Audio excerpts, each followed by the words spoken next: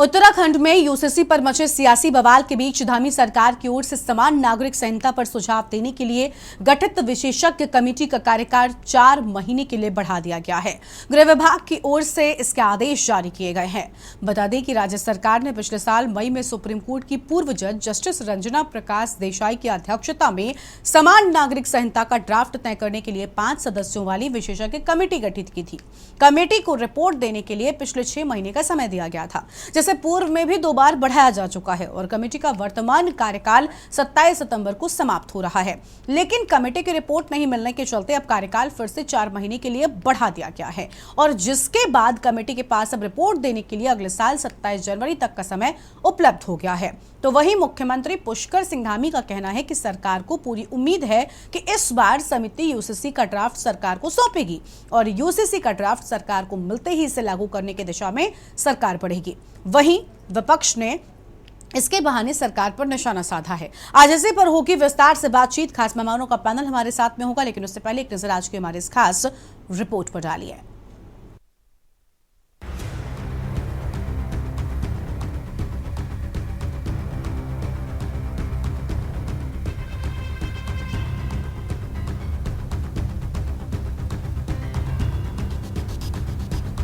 उत्तराखंड में यूसीसी पर मचे सियासी बवाल के बीच धामी सरकार की ओर से समान नागरिक संहिता पर सुझाव देने के लिए गठित विशेषज्ञ कमेटी का कार्यकाल 4 माह बढ़ा गया है। गृह विभाग की ओर से इस आदेश को जारी किया गया।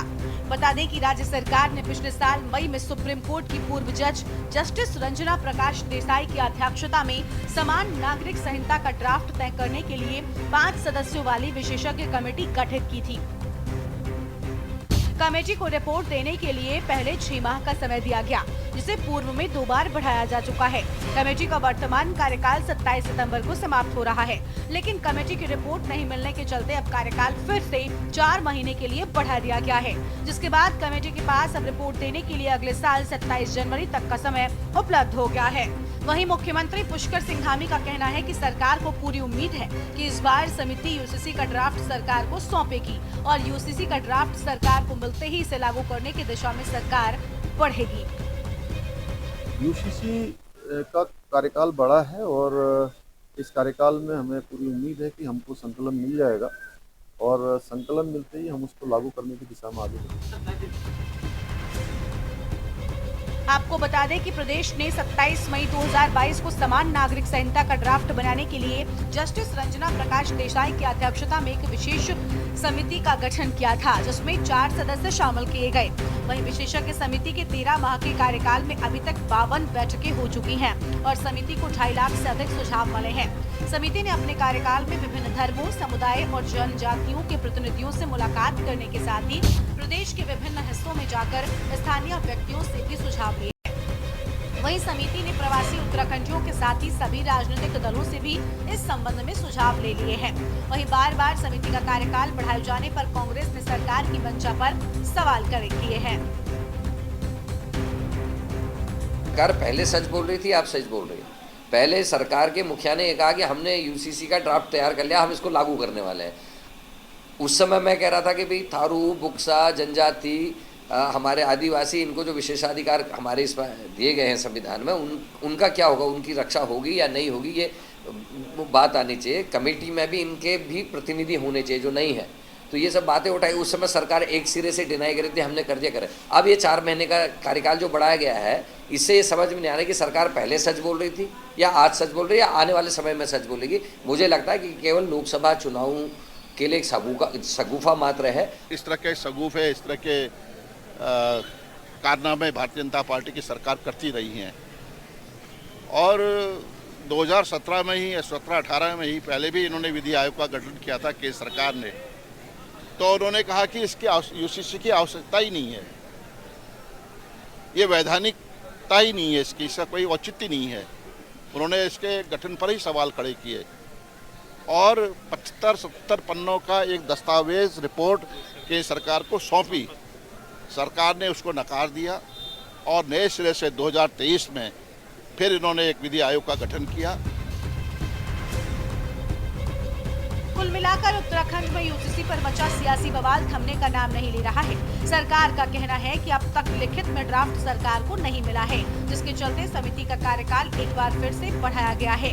सवाल ये है कि आखिर क्यों लिखित ड्राफ्ट देने में समिति को इतना समय लग रहा है? क्या सरकार जानबूझकर चुनाव तक इस मुद्दे को ले जाना चाहती है? Uttarakhand desk report.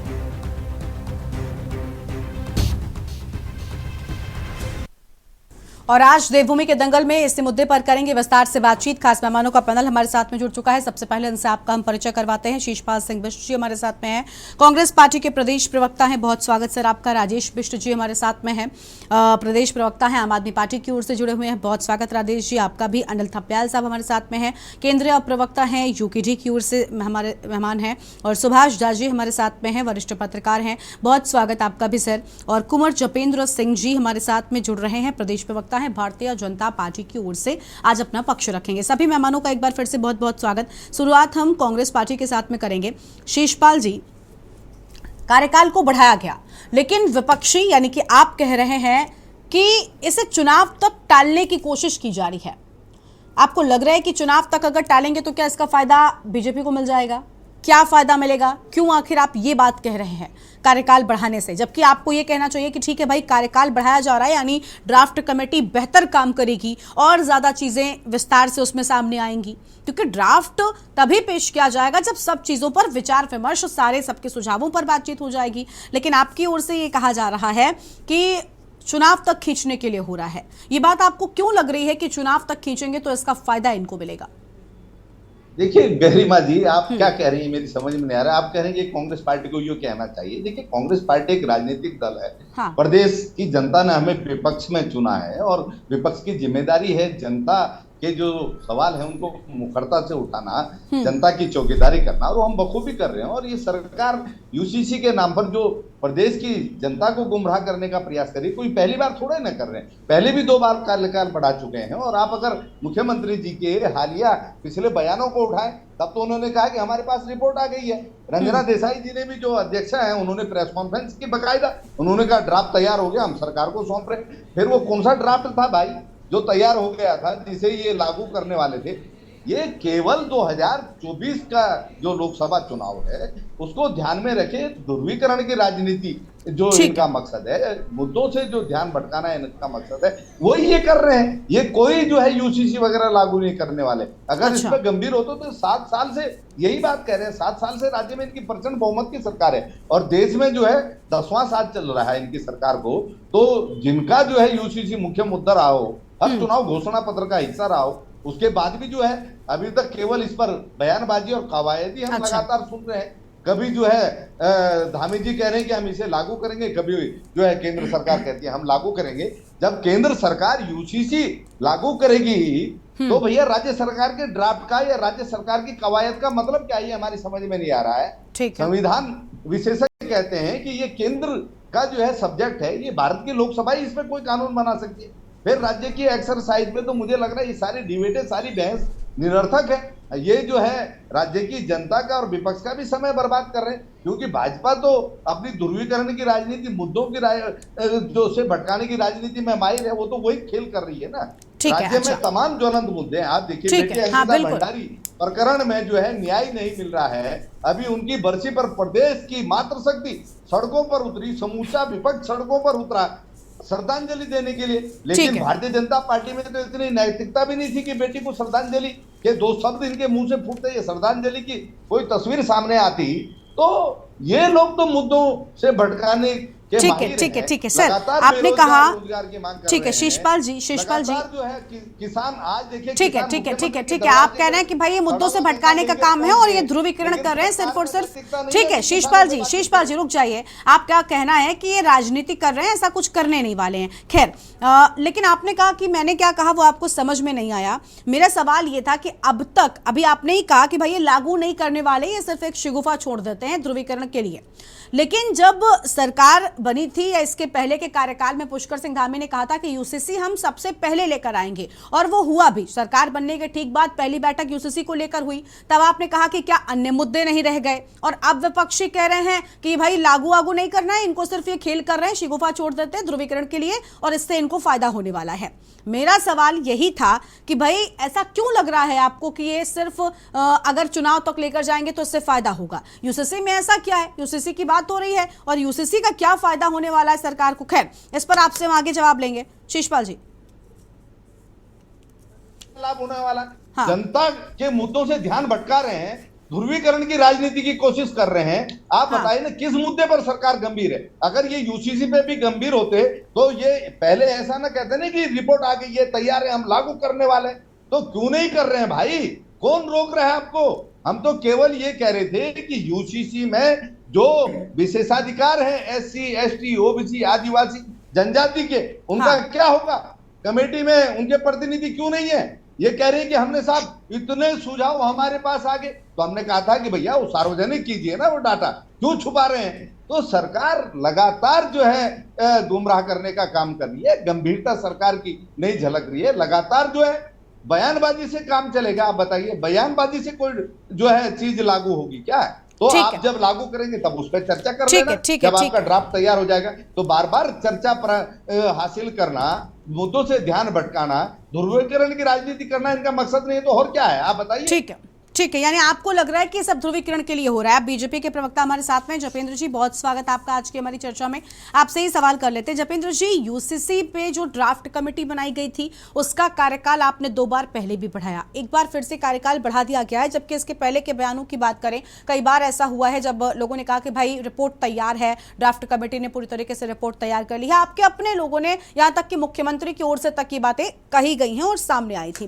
फिर क्या वजह है ड्राफ्ट को बढ़ाने की? क्या जो विपक्षी कह रहे हैं कि भाई आप चुनाव तक इसको खींचकर लेकर जाना चाहते हैं ताकि बाकी के मुद्दों से डिस्ट्रैक्ट किया जा सके या फिर ध्रुवीकरण हो सके? क्या वजह है ये जो कार्यकाल बार बार बढ़ाया जा रहा है, या आखिर क्यों? सबसे पहले तो कांग्रेस का बहुत बहुत धन्यवाद कि कांग्रेस यूसीसी को लेकर इतना चिंतित है।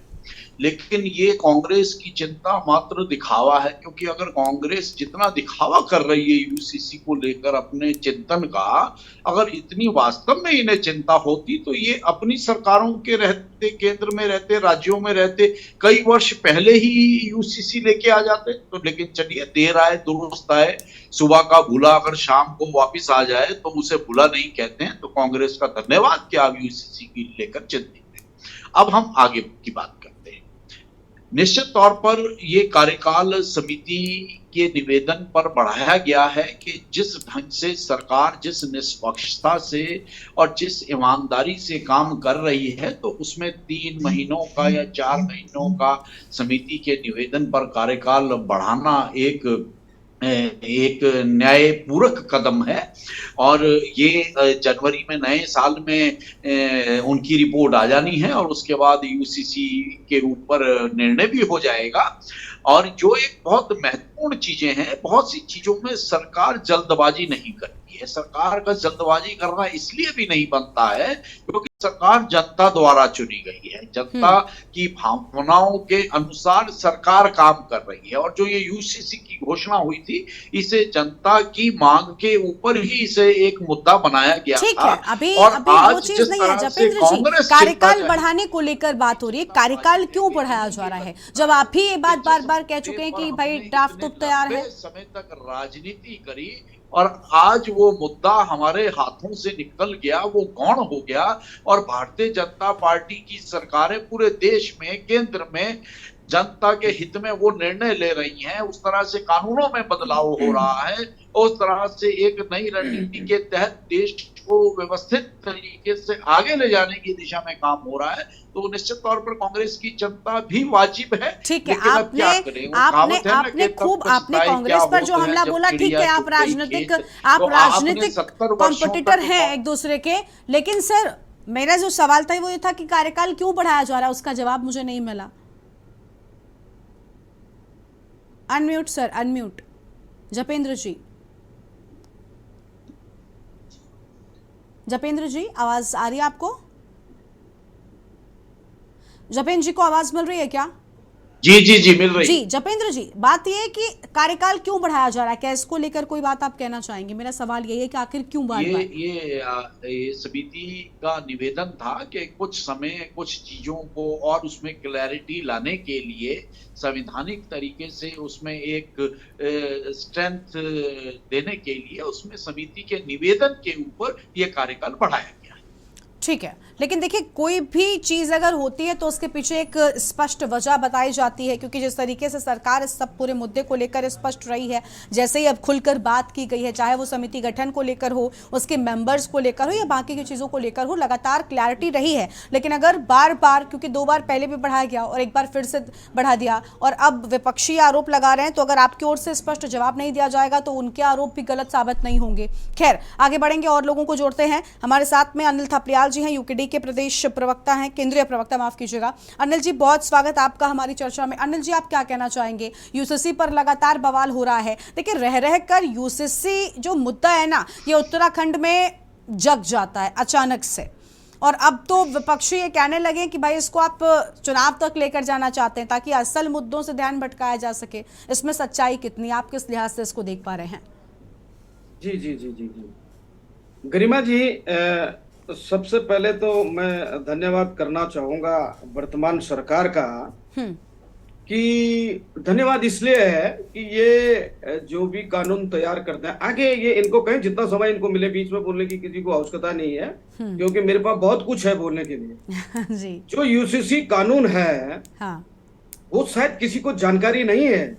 ये जनता के हित में है, विशेषकर महिलाओं के हित में है, समान अधिकार है इसमें।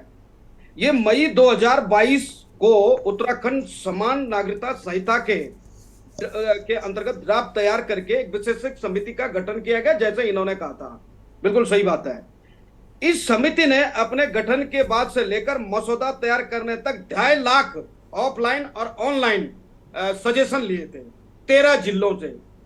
और इसके बाद इस यूसीसी कानून को लेकर इन्होंने बाहर जो प्रवासी हैं, यानी दिल्ली में जो उत्तराखंड के निवासी हैं, प्रवासी हैं हमारे, उनसे भी चर्चा की थी, माने सुझाव लिए थे। पेच कहां फंस रहा है मैं आपको बताता हूं। इनको जो समय लिया इन्होंने, ऐसा नहीं है जनता हित में लिया इन्होंने। मैं बीजेपी की तारीफ नहीं कर रहा हूं ना, बीजेपी बहुत बड़ा दुख इस बात का है, विपक्ष इसलिए भारी होता है इन पे। ये जो बोलते हैं कथनी और कथन में, क्या कहते हैं, कर्ता और कथनी में अंतर है इनका। ये बोलते कुछ है और होता कुछ है।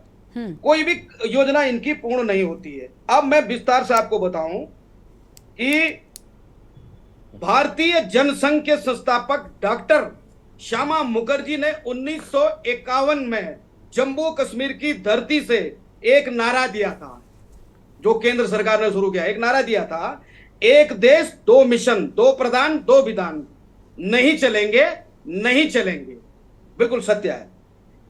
प्रधानमंत्री सेम तर्क पे, हमारे माननीय यशस्वी प्रधानमंत्री सेम तर्क पे, इन्होंने नरेंद्र मोदी जी ने 2023 में मध्य प्रदेश की जब चुनाव चल रहे थे, मध्य प्रदेश के राजधानी भोपाल में कहा, सेम, देखिए आप अंतर देखिए। उन्होंने तो कहा था एक संविधान, एक देश दो निशान, दो प्रधान और दो विधान नहीं चल सकते। ठीक है, यानी अलग, आप ये कहना चाहते हैं कि अलग अलग जगहों पर अलग अलग तरह की बात है। हाँ, यस यस। अब इन्होंने सेम वही चीज कही कि एक राजधानी में कि एक परिवार में 2 कानून कैसे चलेंगे। बहुत सही कहा इन्होंने।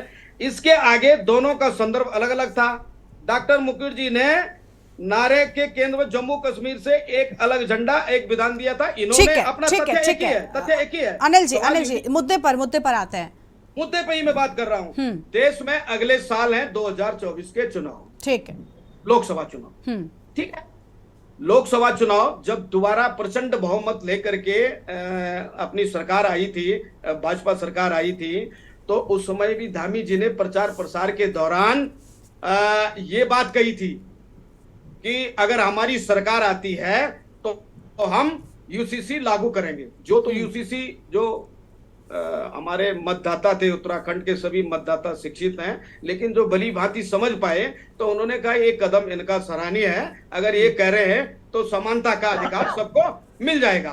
सवाल इस बात का है कि इनकी जितनी योजनाएं भी केंद्र से पारित होती हैं, वो योजनाएं समय पे धरातल पे क्यों नहीं उतरती हैं? अब यूसीसी की चर्चा कब से हो रही है? आप 2022 मई में इन्होंने चर्चा शुरू की थी। केंद्र सरकार के पास माननीय मुख्यमंत्री गृह मंत्री के पास माननीय मुख्यमंत्री गए थे, इन पे चर्चा हुई थी यूसीसी कानून को लेकर के। जब वो चर्चा करके आ गए तो सत्ता के गलियारों से लेकर राजनीतिक विशेषज्ञों से लेकर और पक्ष विपक्ष सभी ने अपनी चर्चा शुरू कर दी यूसीसी पे। अब इनका, मेरा कहने का मकसद ये है कि ये प्रयोगशाला, केवल ये जो यूसीसी प्रयोगशाला उत्तराखंड में ही क्यों अपनाई जा रही है? इस दौरान ये प्रयोगशाला का ज्यादा प्रयोग यहां क्यों हो रहा है?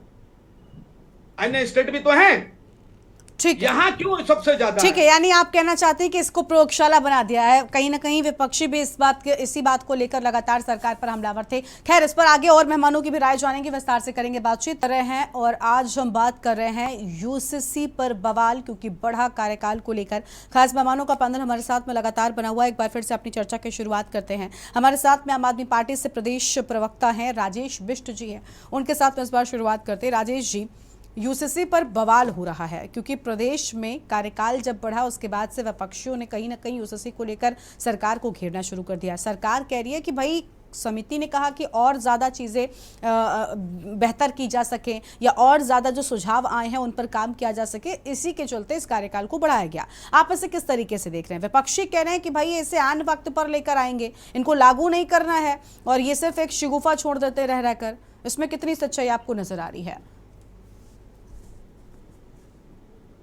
अनम्यूट करें सर, अनम्यूट करें राजेश जी, अनम्यूट करें आप। गरिमा जी, इसको इस तरीके से कह सकते हैं कि एक यूसीसी के बारे में जिस तरीके से प्रदेश के अंदर पिछले 1.5 साल से खूब एडवर्टाइजमेंट हो रहा है, किसी भी रोड पे आप निकल जाइए, मुख्यमंत्री जी और हमारे यशस्वी प्रधानमंत्री नरेंद्र मोदी जी के हाईवे पे इतने बड़े बड़े पोस्टर्स लगे हैं और उसको बड़ी जिम्मेदारी के साथ कहा जा रहा है कि यूसीसी लागू करने वाला पहला प्रदेश बन रहा है।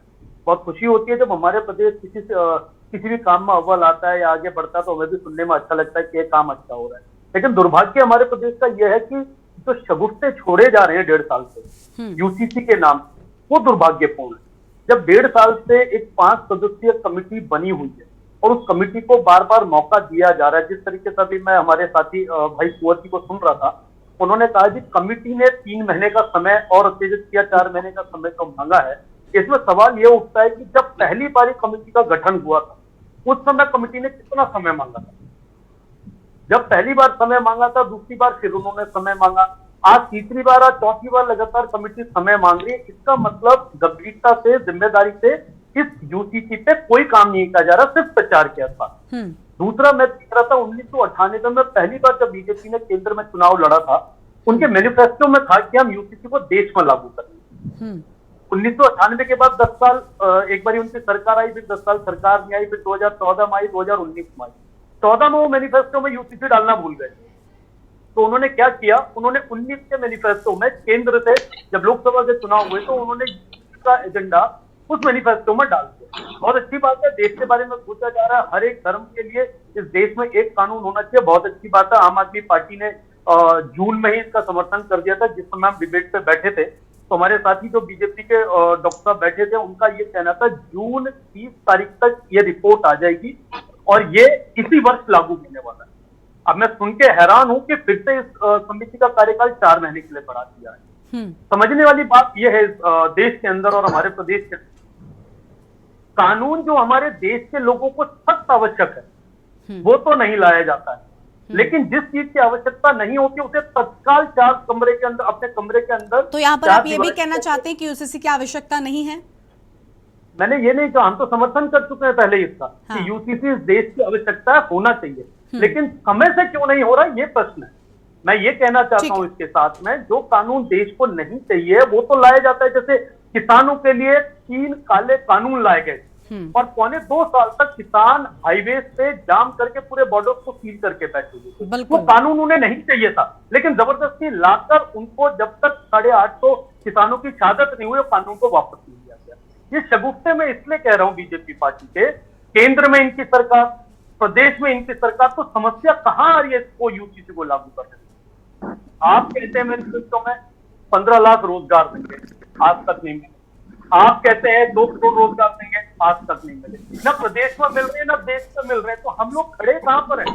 वो आप अपने एजेंडे के पॉइंट तैयार करें जो आपने देश को नहीं कर देना है। इसी तरह से यूटीसी में भी सिर्फ टाइम कर रहे हैं, जो चीज लागू हो जाने से तो केंद्र के माध्यम से हो जानी चाहिए, उसको लागू कर देना चाहिए। तब तक मेरा सिर्फ इतना कहना है। ठीक है, आपके पास लौटेंगे और मेहमान भी हैं, उनसे भी जानेंगे, लेकिन उससे पहले सीधा अपने दर्शकों को हम लेकर चलते हैं वाराणसी और रुद्राक्ष कन्वेंशन सेंटर में मुख्यमंत्री क्या कुछ कह रहे हैं। प्रधानमंत्री आज पहुंचे हुए हैं, मुख्यमंत्री को सुना था फिलहाल। के इस विशेष सत्र में नारी शक्ति वंदन अधिनियम का पास होना भारत की मातृशक्ति के सशक्तिकरण की दिशा में उठाए गए महत्वपूर्ण कदम है।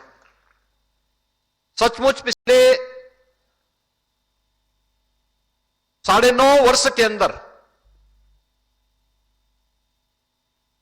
एक नई ताकत के रूप में भरते हुए भारत को दुनिया ने देखा है और हम सब सौभाग्यशाली हैं कि आपके नेतृत्व में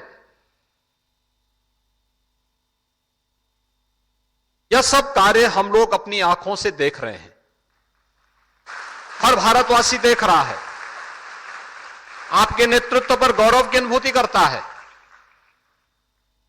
समाज के हर तबके के विकास के लिए जो कार्य योजना आपने बनाई, उसको प्रभावी ढंग से कैसे लागू करना है, यह आपके नेतृत्व क्षमता से हम सब सीखते हैं, पूरा देश सीखता है, एक नई प्रेरणा और प्रकाश प्राप्त करता है। अभिनव योजनाओं को बनाना और उसको प्रभावी ढंग से क्रियान्वयन करना, यह एक अद्भुत कला और अद्भुत नेतृत्व क्षमता आपकी हम सब के लिए प्रेरणादायी है। और आज इस चौथे कार्यक्रम में, यानी आपने देखा होगा 12 बजे प्रधानमंत्री जी ने लैंडिंग की, उसके बाद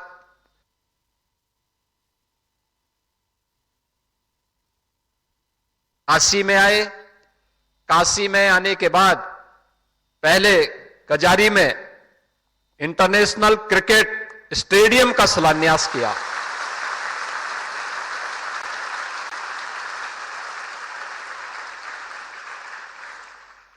भारतीय क्रिकेट कंट्रोल बोर्ड के द्वारा बनाए जाने वाला उत्तर प्रदेश में पहले स्टेडियम है।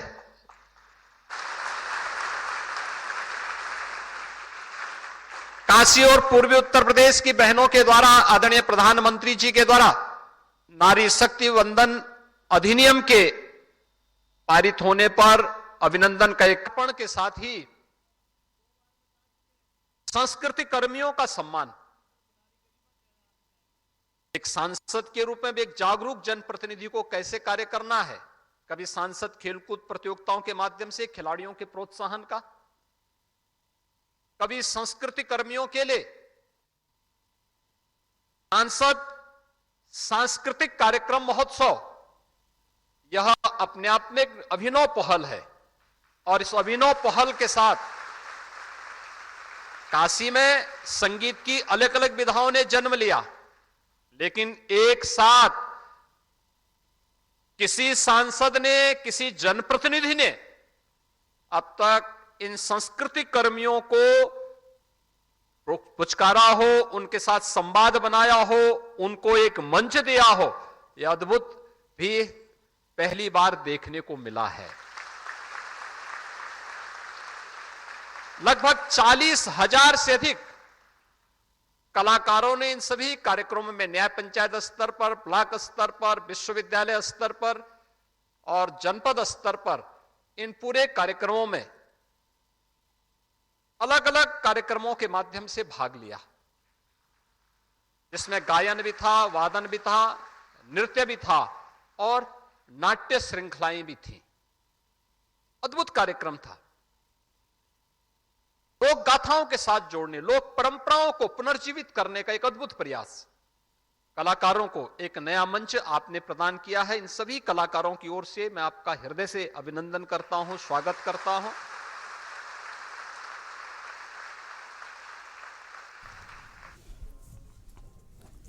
तो तस्वीर आप देख रहे थे जहां पर वाराणसी पहुंचे हैं एक तरफ प्रधानमंत्री नरेंद्र मोदी आज बड़ी सौगात काशी की जनता को देने के लिए, तो वहीं मुख्यमंत्री योगी आदित्यनाथ भी उनके साथ में मौजूद थे जिनकी ओर से हम बातें कही जा रही थी। एक बार फिर से अपनी चर्चा की शुरुआत करते हैं। उत्तराखंड में यूसीसी के मुद्दे को लेकर हम विस्तार से बात कर रहे हैं। खास मेहमान हमारे साथ में लगातार बने हुए हैं।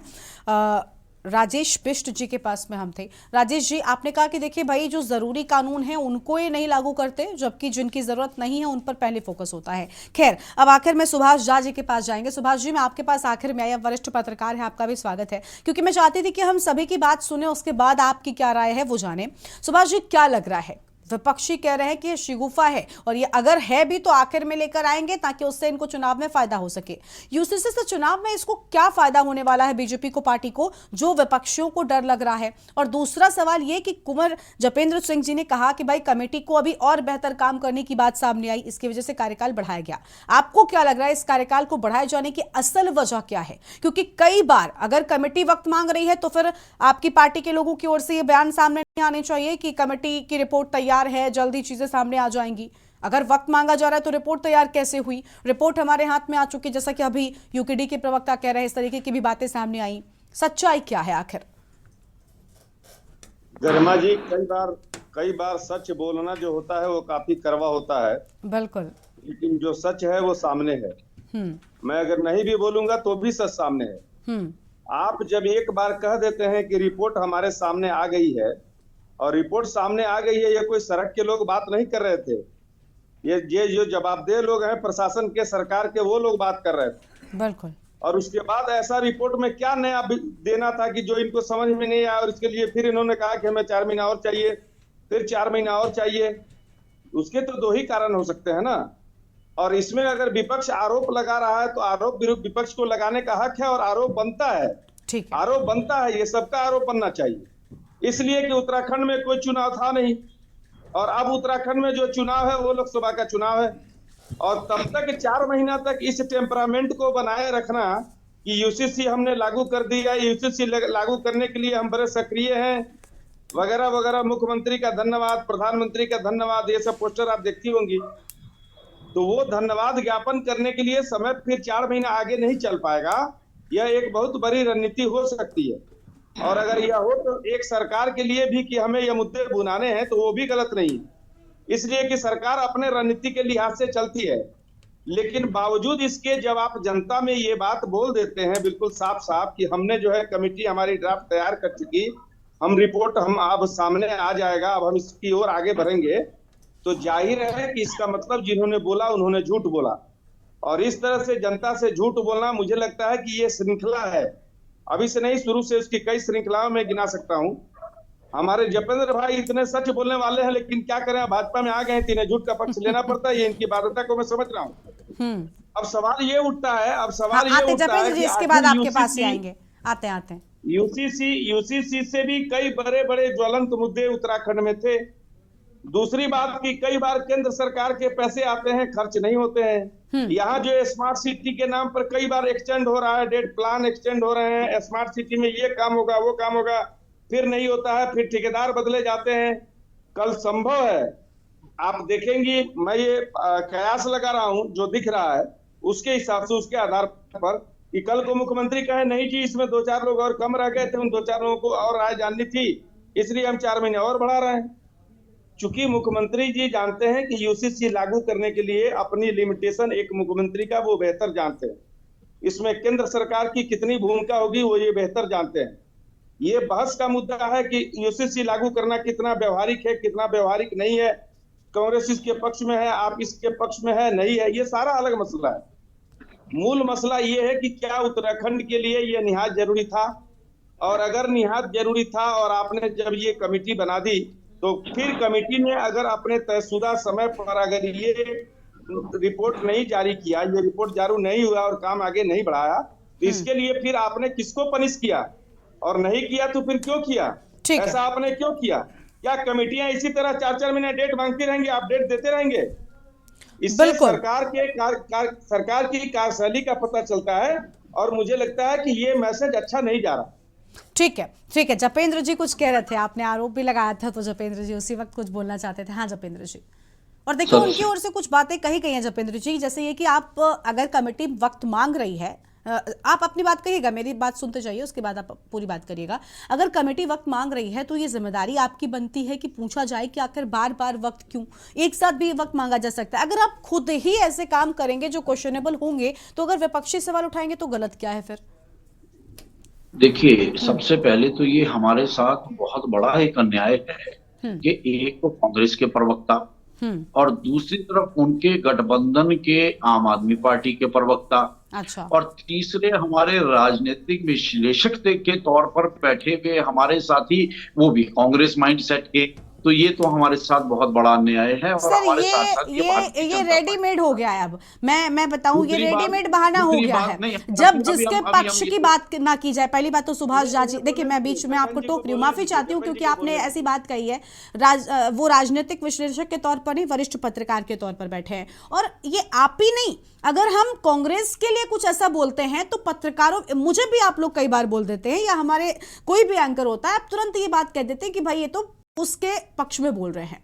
और इसमें कांग्रेस भी पीछे नहीं हटती। जब कांग्रेस को कुछ कह दो तो कहते हैं कि भाई ये तो आप बीजेपी के प्रवक्ता बन के बैठ गए। तो सर ये बहुत पुराना हो गया या बहाना, अब नई चीजें आपको निकालनी चाहिए। अब जनता भी समझ चुकी है कि प्रवक्ता किस तरीके से पत्रकारों को घेर लेते हैं। किसी पे आरोप नहीं लगाया, हमने तो आपने कहा ना कि भाई न्याय होता है, हमने तो उसे सामने रखा आपके। ठीक है, मुझे लगता है आप काफी अपनी बात रखने के लिए आप काफी हैं। हाँ, देखिए, अब सरकारों की कार्यप्रणाली की बात करें तो इतना चेंज आया है राजनीति में कि कांग्रेस के जमाने में जहां जांच कमेटियों की रिपोर्टें या इस तरह की समितियां बनती थी, वो सालों साल बिल्कुल फाइलें दफन रहती थी, 3-3, 4-4, 5-5 चुनाव निकल जाते थे, 10 साल हो जाते थे। तो कम से कम हमारी कमेटी ने, जिसमें एक सुप्रीम कोर्ट की रिटायर्ड जज साहिबा हैं, तो कम से कम अगर उसमें इस पहलू से काम हो रहा है कि कहीं पे भी कोई चीज ऐसी ना छूट जाए जिसपे हमें सरकार को बाद में आलोचना का शिकार होना पड़े या जनता के बीच में गलत संदेश जाए, तो निश्चित तौर पर ये तय है कि अंतिम सीमा है कि जनवरी तक का समय है और इस दौरान ये सारे काम हो जाने हैं। तो कम से कम कहां सालों साल फाइलें दबते रहना और कहां एक इतनी पारदर्शिता से काम होना। तो इसमें ठीक है, विपक्षी इसे चुनाव के नजरिए से देखेंगे, विपक्षियों का ठीक है सोचना, क्योंकि उनके लिए चुनाव महत्वपूर्ण है। और भारतीय जनता पार्टी की सरकार के लिए और माननीय मुख्यमंत्री जी से जनता से किए हुए चुनावी वादे और प्रदेश के हित की योजनाएं महत्वपूर्ण है, क्योंकि उत्तराखंड के अंदर माणा गांव देश का प्रथम गांव, उत्तराखंड देश का प्रथम राज्य, और चारों तरफ से जो हमारी सीमाएं हैं वो चीन से, तिब्बत से और जिस तरह से घिरी हुई हैं, हम एक सीमावर्ती प्रदेश के निवासी हैं, सैनिक बहुल प्रदेश के वासी हैं, देवभूमि के वासी हैं। बद्रीनाथ, केदारनाथ, गंगोत्री, यमुनोत्री, हेमकुंड साहिब, इसे देवभूमि कहा जाता है। यहाँ जिस तरह से डेमोग्राफी को लेकर जिस तरह से चर्चाएं होती रही हैं और जिस तरह से परेशानियां सामने आ रही हैं, तो इन सब चीजों के मद्देनजर ये सारी चीजें आगे बढ़ रही हैं और निश्चित तौर पर ये यकीन मानिए कि इसके बाद शायद समय सीमा की आवश्यकता ही ना पड़े और जो वादे हैं वो पूरे किए जाएंगे और इस पे अच्छी रिपोर्ट के साथ इसे लागू करने की दिशा में सरकार आगे बढ़ेगी। ठीक है, शीशपाल जी आप कुछ कहेंगे? आपने काफी चीजें नोट डाउन की है, मैंने देखा। देखिए गरिमा जी, भारतीय जनता पार्टी के प्रवक्ता देखिए मुद्दे पे बात नहीं करते, अभी तक ये नहीं बता रहे हैं कि आपकी सरकार लगातार लंबे समय से यूसीसी का आलाप रही है। इनकी जो है अध्यक्ष यूसीसी कमेटी की प्रेस कॉन्फ्रेंस करके बाकायदा कहती है कि ड्राफ्ट तैयार हो गया, हम सरकार को सौंप दिया। मुख्यमंत्री भी कहते हैं कि हमें ड्राफ्ट मिल गया और हम इसे लागू कर रहे हैं। उसके बाद अब ये नई कहानी है, तो ये प्रदेश की जनता की समझ में नहीं आ रही। मैं इसलिए कह रहा हूं कि प्रदेश के अंदर तमाम ज्वलंत मुद्दे हैं। आप देखिए 10% क्षैतिज आरक्षण का मामला आंदोलनकारियों का, अब उसको जो है प्रवर समिति को सौंप दिया। पहले जो है 4 बार आ गए कि हमने कर दिया साहब, कर दिया, लेकिन अभी तक उसमें शासनादेश जारी नहीं हुआ।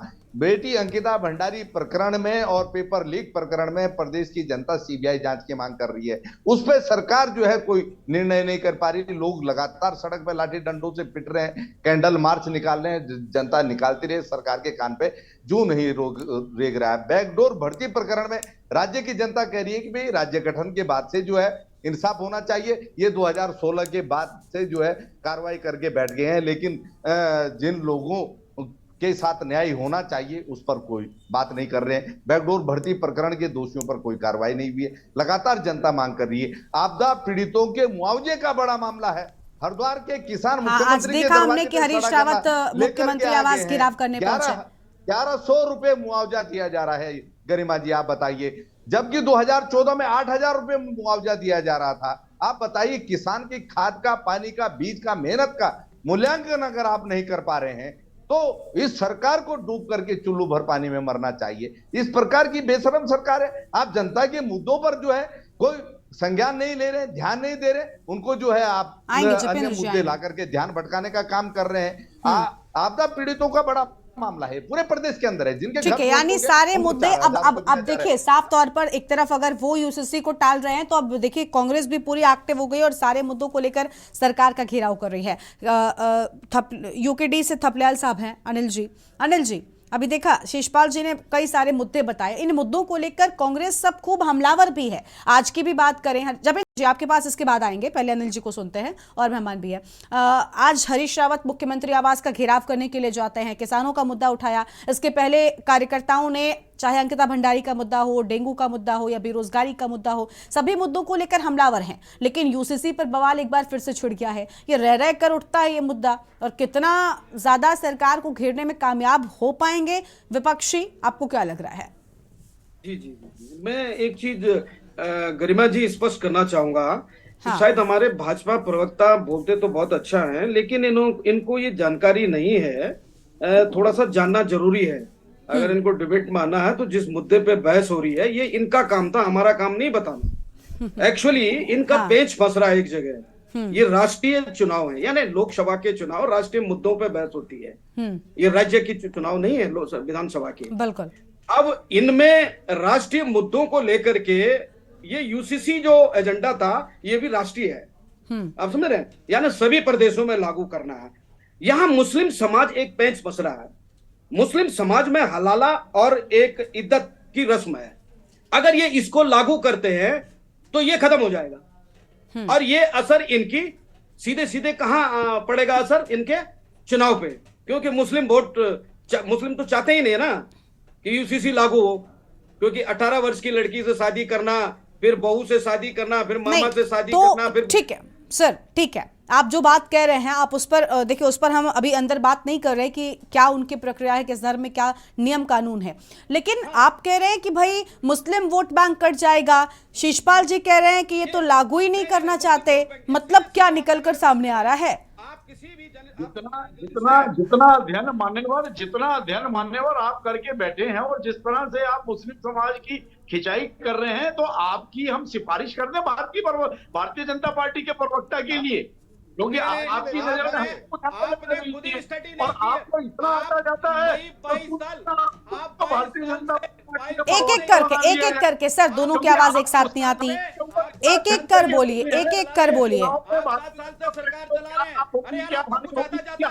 अरे प्लीज जपेंद्र जी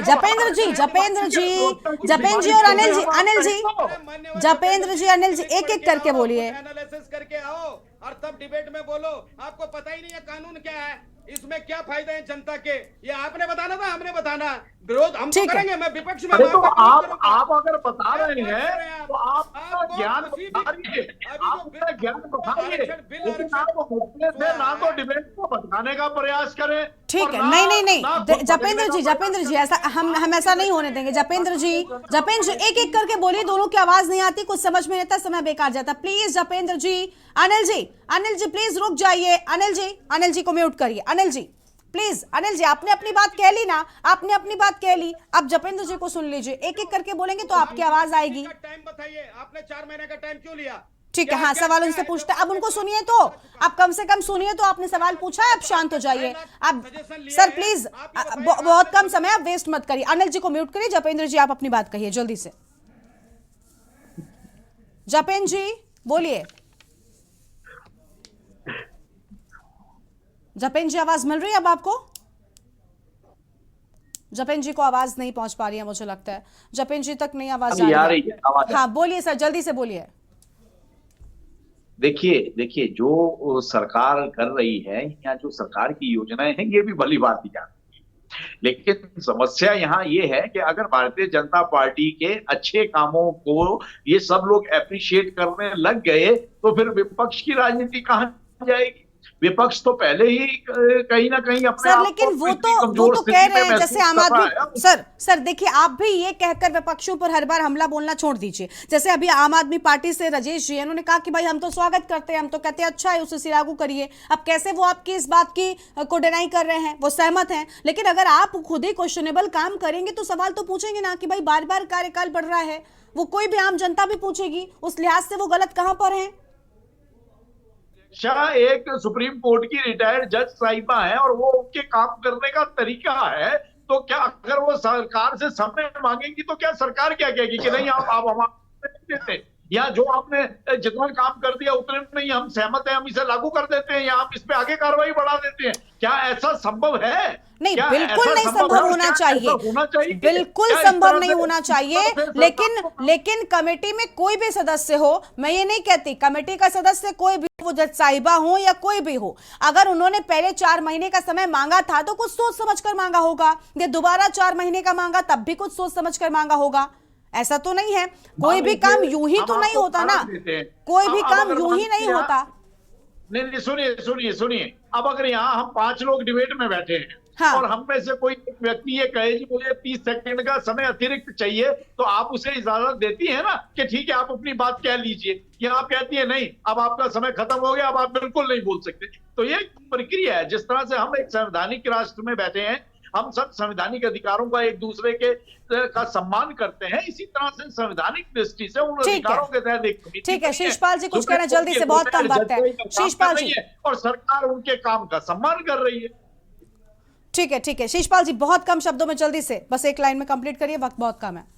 देखिए गरिमा जी, यूसीसी कमेटी के नाम पर जनता की जो गाड़ी कमाई है टैक्स पेयर के पैसे की, उसकी बर्बादी की जा रही है, क्योंकि जब भारत सरकार का ये सब्जेक्ट है, ये देश की लोकसभा का यानी आपको लग रहा है सिर्फ और सिर्फ माहौल बनाने की कोशिश हो रही है, कोई मायना नहीं है। और दूसरा जो है ठीक है, माहौल बनाने की कोशिश की जा रही है, जबकि उस पर ठीक तरीके से काम नहीं हो रहा, उससे ध्यान भटकाने का ये ठीक है। बहुत शुक्रिया आप सभी मेहमानों का हमारे साथ जुड़ने के लिए, अपनी बात रखने के लिए। तो देखिए, गृह विभाग की ओर से एक बार आदेश जारी हुआ है, लेकिन अब यूसीसी पर बवाल शुरू हो गया है, क्योंकि एक बार फिर से कार्यकाल बढ़ा दिया गया है। इस चर्चा में फिलहाल इतना ही, लेकिन इसी बीच एक बड़ी खबर नैनीताल से सामने आ रही है, उसका रुख कर लेते हैं। नैनीताल से बड़ी जानकारी आपको बताते हैं, जहां पर पलक झपकते ही 2 मंजिला मकान ढह गया।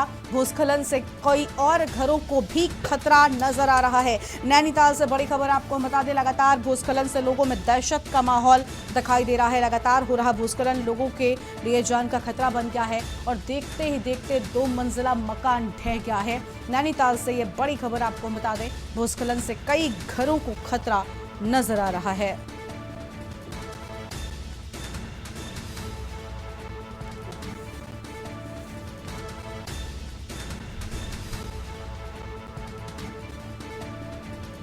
ये बड़ी जानकारी आपको हम बता दें, इस वक्त की अहम खबर। नैनीताल से भूस्खलन से ढहा 2 मंजिला मकान देखते ही देखते ढह गया, और कई और घरों को भी खतरा नजर आ रहा है।